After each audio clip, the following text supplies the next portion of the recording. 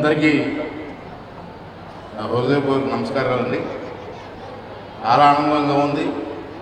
ఎందుకంటే మన తెలుగు సాంప్రదాయం గురించి తెలుగు మహాసభలో ఏర్పాటు చేయడం, అందులోకి ప్రత్యేకంగా ఏంటంటే సత్యసాయిబాబా గారి సన్నిధిలో ఈ కార్యక్రమం జరగడం. రెండో ప్రత్యేకత ఏంటంటే తెలుగుని దేశ విదేశాలకు దాటి చెప్పినటువంటి మహానుభావుడు ఎన్టీ రామారావు గారు కళా వేదికలో జరగడం. ఇంకో మూడో విశేషం ఏంటంటే పెద్దలు ఎంతోమంది న్యాయమూర్తులు పెద్దలందరూ కూడా వేదికని కార్యక్రమాన్ని జరిపించడం చాలా ఆనందంగా ఉంది. ఇటువంటి పవిత్రమైన వేదికపై మాట్లాడే అవకాశం నాకు రావడం నా జీవితం ధన్యమైందని చెప్పి కూడా ఈ సందర్భంలో మీ అందరికీ మనవేస్తున్నాను. అంతేకాకుండా ఈ గౌరవం నాకు దక్కించినటువంటి సోదరుడు మా శ్రీనివాస్ గారికి ధన్యవాదాలు. ఇటువంటి అవకాశం సాధారణ అందరికీ రాదు. ఇంతమంది తెలుగు వారి మధ్యన మేధావుల మధ్యన మాట్లాడే అవకాశం అంతకొచ్చింది. ఆ అదృష్టాన్ని అవకాశాన్ని కల్పించినటువంటి సోదరుడు శ్రీనివాస్ గారికి ధన్యవాదాలు చెప్పాలి. నేను ఎక్కువ మాట్లాడిన ఈవేళ ఎందుకంటే శ్రీనివాస్ గారు నెల రోజుల ముందు మా విశాఖపట్నం వచ్చారు. ఈ కార్యక్రమం తాలూకు లోగో నా చేతుల మీదనే విడుదల చేశారు విశాఖపట్నంలో నెల రోజుల క్రితం. అప్పుడు మాట ఇచ్చాను, 3 రోజుల కార్యక్రమం నేను ఇక్కడే ఉంటానని చెప్పాను. రాత్రి వచ్చాను. ఈరోజు రేపు ఎల్లుండి కూడా ఇక్కడే ఉంటాను. నా స్పీచ్ ఉన్నా లేకపోతే ఇక్కడే కూర్చుంటాను అతను ఇచ్చిన మాట ప్రకారం. అంచేత అన్నీ ఇప్పుడు మాట్లాడినాం. ఒకరోజు కొంత రోజు కొంత పట్టుకుంటాం. మీకు కూడా బోరు పట్టుకుంటూ ఉంటుంది. మరి ఈవేళ చూశారు, తెలుగు ఒక భాష కాదు, ఒక సంస్కృతి. అందరూ తెలుసుకోవాల్సిన అవసరం ఉంది. మన పిల్లలకి ఏం చదువుతున్నారో, దేనికి చదువుతున్నారో, మన సాంప్రదాయం ఏంటో, మన పల్లెల్లో పూర్వ సాంప్రదాయం ఏంటి, సంస్కృతి ఏంటో ఇప్పుడు పిల్లలు ఎవరికి తెలియదు. పూర్వం అమ్మ చందమామ రావే జాబిల్లి రావా అని చిన్నపిల్లలకి భోజనం పెట్టేవారు. ఏమ్మా నిజమా? తల్లి మీరే చెప్పాలి. మరి ఈవేళ అమ్మ చందమామ పాటలు లేవు. పిల్లలకు సెల్ ఫోన్లు ఇచ్చేసి భోజనం పెడుతున్నారు. భోజనం పెడితే సెల్ ఫోన్ ఇస్తే పిల్లడు సెల్ ఫోన్ చూస్తున్నాడు, భోజనం చేస్తారు. అమ్మ ప్రేమే వేరండి.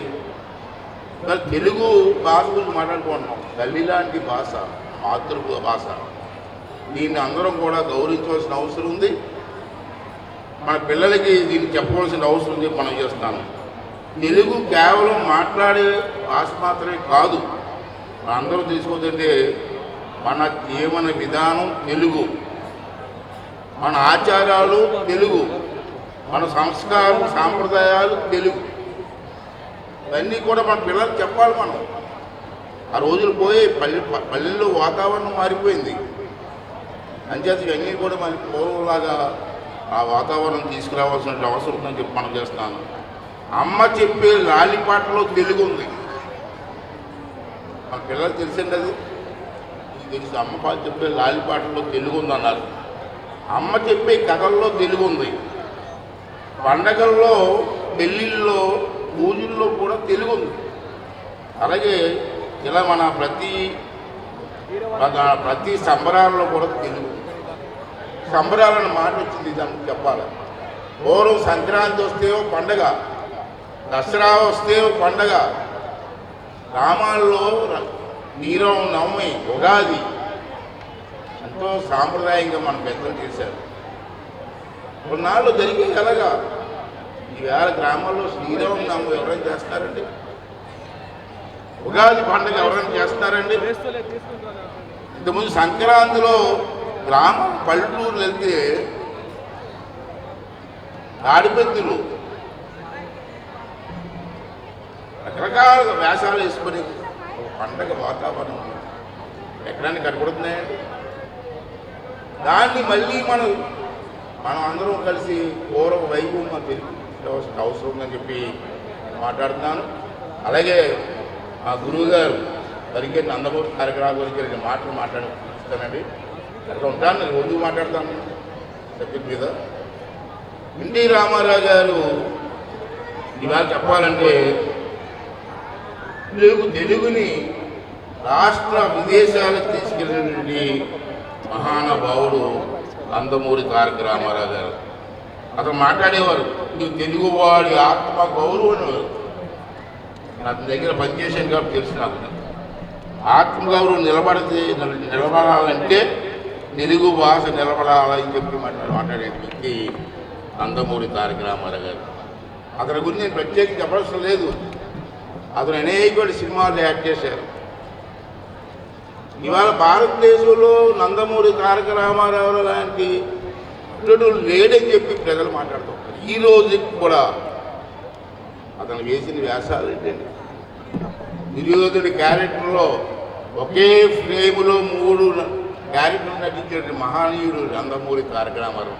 నటించుకోనండి నా నటుల్ని అంత గ్రాఫిక్స్ తప్పించి ఏమున్నాయండి?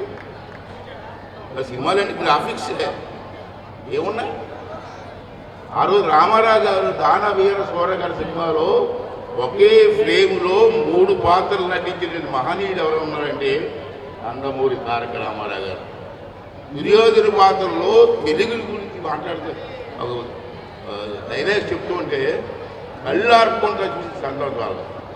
ఆ మహనీయుడి వేదిక మీద మాట్లాడే అదృష్టం నిజంగా నా పూర్వజన్మగా నేను భావిస్తాను. లేదంటే నాలాంటి ఎక్కడో పల్లెటూరులో పుట్టాను నేను.